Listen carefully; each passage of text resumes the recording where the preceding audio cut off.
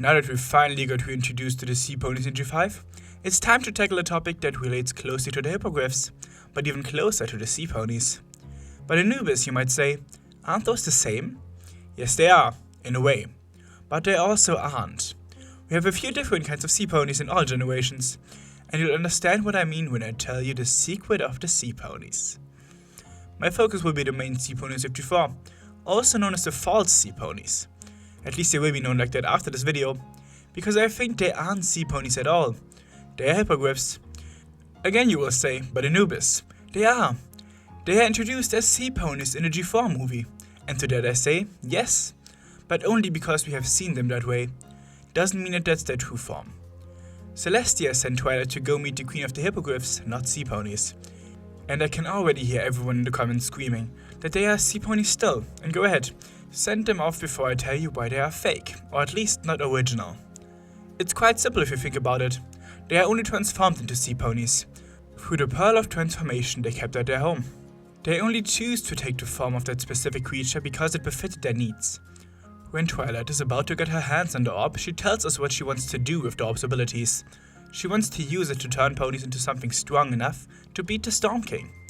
Twilight is smart, so I'd say we can trust her assessment of the abilities of this item. So they could have changed into any kind of creature. But instead of using it to fight, they used it to hide and get away. And while this doesn't speak for Queen Nova's ability to lead, it shows that it's only a transformation. They might have become Seaponies, but that has never been their original form. It's like they have undergone thousands of years of evolution in a matter of seconds. Transformation magic is always a hoot. Only after the years in hiding, they decided to make being a Seapony part of their culture. The new generation has gotten used to it. They are originally Seaponies, but the ones that grew up on Mount Ares aren't. Of course, there's the generational change that made it very much acceptable. They can be Seaponies if they want. They are true Seaponies. Nobody can take it away from them. It's their life now. But what I'm getting at here is that before them, there have been other Seaponies. A species that the mob modeled a new form after. And boy can I tell you about them. Because we actually know them. The comics are magic in this case. Because we do see those pure Seaponies very early on. In the storyline, My Little Pony Friendship Ahoy. They aren't around Mount Ares, not even close. And it was released way before the G4 movie. But we still see the Seaponies. This led me to the conclusion that these are the Seaponies that the orb based the transformation on. Don't get me wrong, in the end it just gives us more kinds of Seaponies. But it feels like a misinterpretation to always jump to Hippogriffs when seeing Seaponies. They aren't inherently connected. Or at least they weren't before the movie. That's the secret of the Seaponies. Or rather the secret of the Hippogriffs. Because they aren't exactly what they seem at first glance. They are Seaponies. Magically changed Hippogriff Seaponies. Modeled after a different creature. We see leftovers of that when we look closely at the movie Seaponies. Some of them retained the ear shape of Hippogriffs, showing that they are transformed Hippogriffs. But the younger ones, who were born underwater, have a more fish-like look, which implies them to be original Seaponies, or at least closer to the real thing than the transformed ones were. Even the ponies retain their pony ear shape, so I suppose that's a flaw in the Pearl's magic. We have seen the true Seaponies in other generations as well. Many of us know the Shoo Shoo Be Doo clip from G1. Those seem like the original Seaponies. Even G5 now introduced Seaponies with My Love, Forever, Destiny. And potentially the Set Your Sail comics. Those aren't released yet when I'm writing this, so excuse me not including them.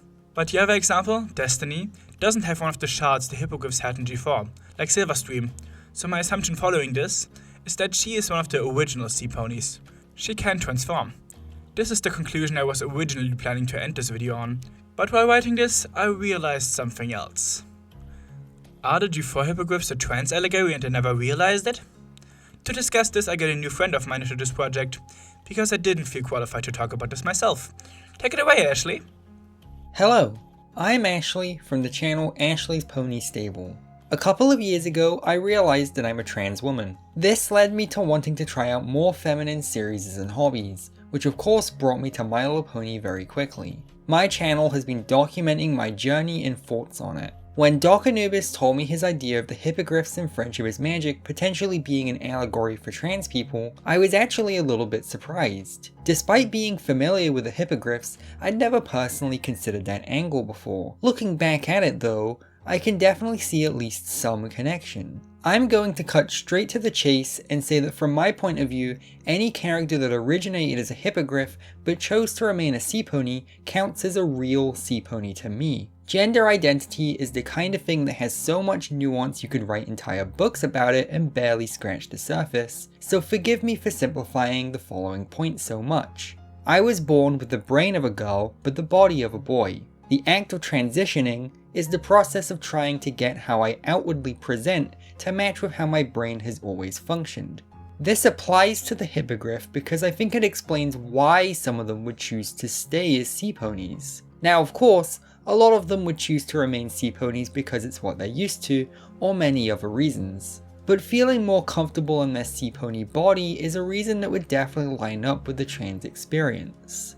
To tie this into the point I made about myself, this would mean that some of the hippogriffs, not all, would have brains that have more in common with sea ponies instead of hippogriffs. I personally don't see any reason why this would make them any less valid as sea ponies. Would it make them a different type of sea pony? I could see that, yes. But just because they're different from other sea ponies doesn't mean they're not real.